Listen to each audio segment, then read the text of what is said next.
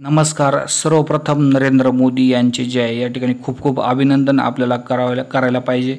कारण ऑपरेशन सिंदूरच्या निमित्ताने त्यांनी आतंकवाद्यांना मोठा या ठिकाणी धडा शिकवलेला आहे. त्याबद्दल त्यांना सर्वप्रथम नम्रतेचे या ठिकाणी जे आहे सर्व शेतकऱ्यांकडून जे आहे मोठे अभिनंदन. मात्र त्यांनी आता शेतकऱ्यांसंदर्भात सुद्धा चांगले निर्णय घेणे गरजेचे आहे.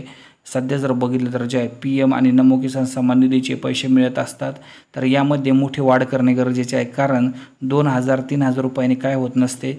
एकतर बाजारभावामध्ये जे हमीभाव या ठिकाणी मिळाला पाहिजे, नाहीतर नमो किसान आणि PM किसान योजनेद्वारे शेतकऱ्यांना वर्षाकाठी कमीत कमी 40,000 रुपये मिळाले पाहिजे किंवा प्रत्येक पिकाला हमीभाव देणे या ठिकाणी गरजेचे आहे. जसं गहू, यानंतर जर बघितलं तर कांदा, यानंतर मकासाठी हमीभाव देऊन त्याच हमीभाव दराने जे का खरेदी झाली पाहिजे, तरच एका अर्थाने शेतकऱ्यांचा विजय या ठिकाणी मानला जाईल.